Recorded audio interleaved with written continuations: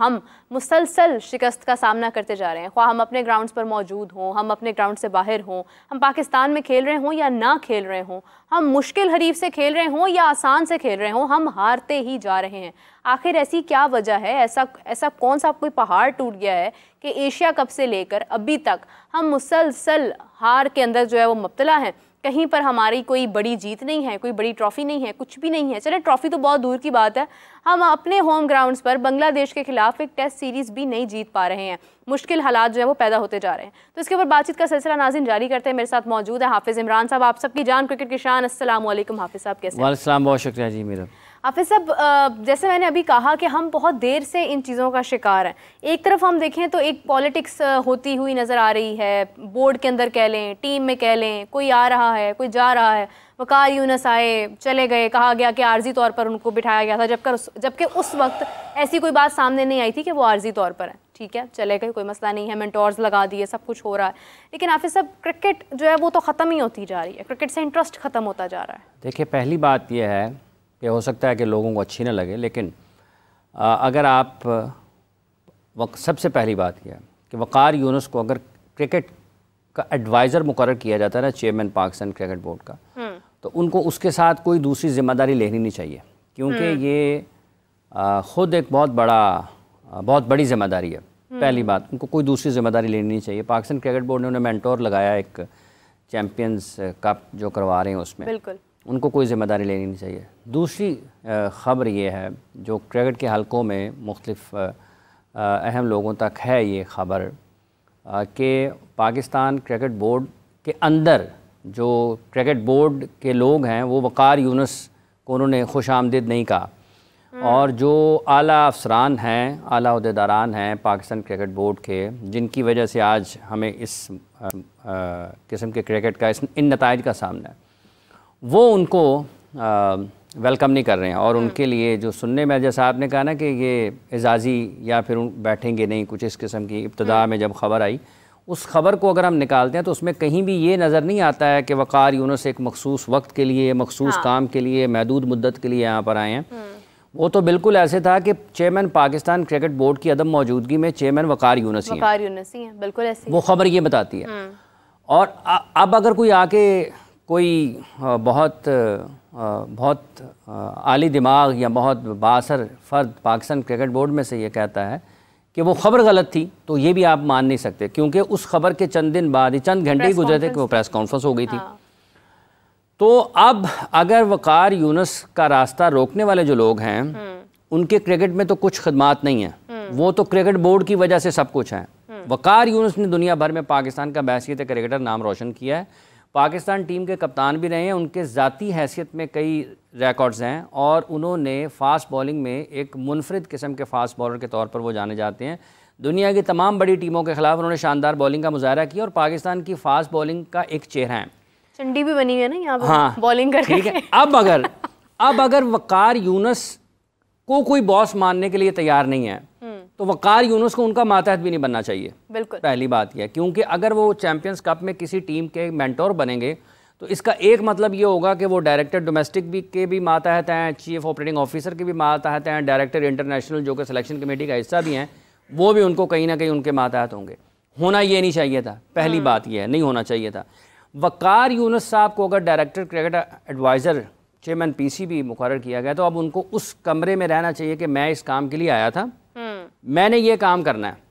अब अगर कोई मेरे साथ ताउन नहीं करता, सबसे पहले वो एक प्रेजेंटेशन बनाएं, पाकिस्तान क्रिकेट का 2, 3, 4, 5 साल का रोड मैप बनाएं, वो लोगों के सामने रखें। अगर पाकिस्तान क्रिकेट बोर्ड उनको इजाज़त नहीं देता या पीसीबी के ऑफिशियल्स उनको काम करने की इजाज़त नहीं देते, वो ट्वीट कर दें, उनका अपना एक्स है, लिख दें वहाँ पे, वीडियो कर दें कि ये प्रेजेंटेशन है मेरी, पाकिस्तान क्रिकेट का आइंदा 5 साल का खाका ये है, इस वक्त पाकिस्तान क्रिकेट की सूरत हाल ये है, ये काम है करने के जो हम मरहलावार और बतदरीज करेंगे, और 5 साल में ये हमारा हदफ है कि हमने यहाँ पर जाना है।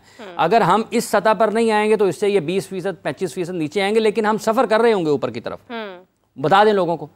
लेकिन इस वक्त में जब आपको एडवाइज़र क्रिकेट लगाया गया है, आपको इस जो आला अफसरान की एक जो हैं वो अफसरान, चूंकि आला हैं तो कहा जाता है कि आला अफसरान, कारकर्दगी उनकी नहायत ख़राब गैर मयारी है, मतलब इसको ये कहा जा सकता है कि वो इख्तियारात में और मालो दौलत में पाकिस्तान क्रिकेट बोर्ड के तो नांगा पर्वत पे बैठे हुए हैं, ठीक है, लेकिन जो उनकी कारकर्दगी है वो शादबाग की गलियों जैसी है। इसलिए सख्त अल्फाज है, माजरत चाहूँगा, लेकिन हकीकत यही है।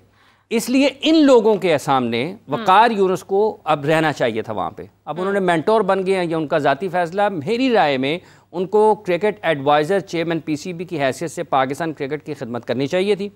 देखें, आप अच्छा करते हैं यार, ये एक अलग बहस है। जब वो उनकी तकर्री कर रहे थे, हमने कोई ये नहीं कहा था कि ये बहुत अच्छा कर रहे हैं, ठीक है, क्योंकि उनका माजी एडमिनिस्ट्रेटर की हैसियत से ज़रा मुख्तलिफ है। लेकिन जब आप आ गए हैं तो आपको इस तरह से तो नहीं जाना चाहिए ना फिर, कि ये लोग अगर मुझे पसंद नहीं कर रहे हैं, और वो लोग जिन्होंने ये सारा सीज़न डिज़ाइन किया है, उनकी जो अकल समझ फहम है ना, वो ये है कि वो सितंबर में सीज़न शुरू करेंगे और अगस्त के आखिर में ख़त्म करेंगे और सितंबर में फिर सीज़न शुरू करेंगे।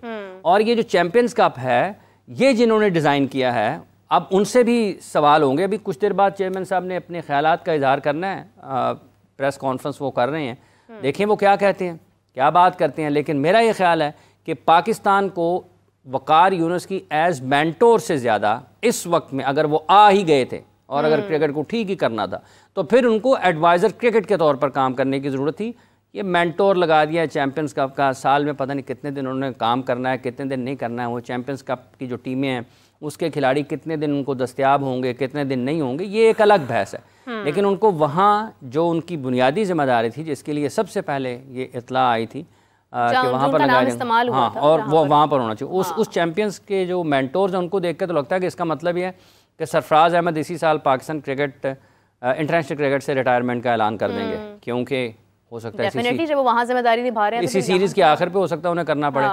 और ठीक है, जिन लोगों को लगाया, बेस्ट ऑफ लक। मेरे साथ कादिर ख्वाजा भी मौजूद थे दोपहर में जब हम शो कर रहे थे, इमरान सुहेल साहब मौजूद थे। मुझे एक बात की समझ नहीं आती है, हम जिन चीज़ों के ऊपर पॉइंट रेस करते हैं, सवाल उठाते हैं, जब उन पर अमल हो जाता है उसके बाद हम ही उसको काउंटर करने लग जाते हैं। मुझे याद है कि वर्ल्ड कप से पहले की बात है, जब ये 18 रुकनी स्क्वाड अनाउंस हुआ था सीरीज़ के लिए इंग्लैंड और आयरलैंड की, तो उस वक्त बताया गया कि जी क्यूरेटर भी हमारे जो हैं वो अब आ गए हैं, सारे मामलात हो गए। उस वक्त एक बात की गई कि क्यों नहीं ये जो इतने बड़े बड़े हमारे नाम हैं पाकिस्तान क्रिकेट के अंदर, ये एक छोटे लेवल पर जाकर जो है वो कोचिंग करते हैं, मेंटोर बनते हैं, सब कुछ करते हैं। आज इस पर अमल हुआ, 5 मेंटोर्स जो हैं वो लगाए गए, बड़े बड़े नाम हैं, मिसबा हैं, शुएब मलिक हैं। अब कहा जा रहा है कि वो वहाँ क्यों कर रहे हैं, उनकी ज़रूरत तो यहाँ पर टॉप लेवल पर है।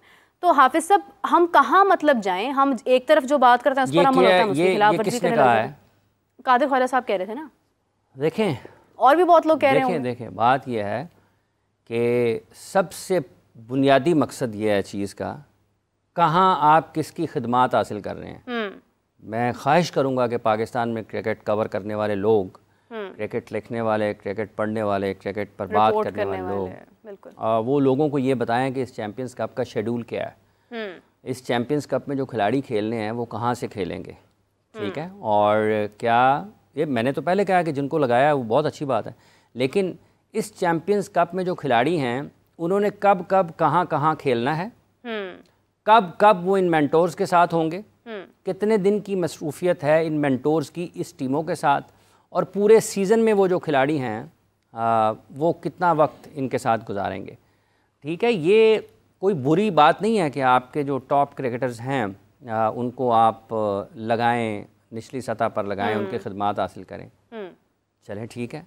अगर ये एक आर्गूमेंट है कि लोग ये चाहते हैं, लोग ये बात करते हैं, तो मुझे ये बताएं कि मिसबाउल हक को पाकिस्तान क्रिकेट टीम की कोचिंग से क्यों हटाया गया? जबकि मुझे बताएं कि सिकलैन मुश्ताक को पाकिस्तान टीम की कोचिंग से क्यों हटाया गया। ये बताया जाए कि वकार यूनुस को पाकिस्तान टीम की कोचिंग से एक से ज़्यादा मरतबा क्यों अलहदा किया गया, ठीक है। ये बताया जाए कि शुएब मलिक जो हैं बाद क्रिकेट की अभी वो खेल रहे हैं, लीग शीग खेल रहे होते हैं, उन्होंने आपने उनको किस सिस्टम का हिस्सा बनाया है कि वो आएँ और उस सतह से काम करें।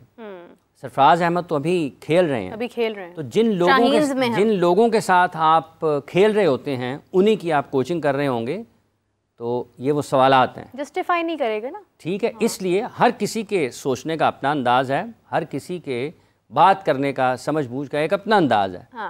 ये सवालात हैं, अगर कोई इसके जवाबात बेहतर देगा तो उस पर मज़ीद बात कर लेंगे।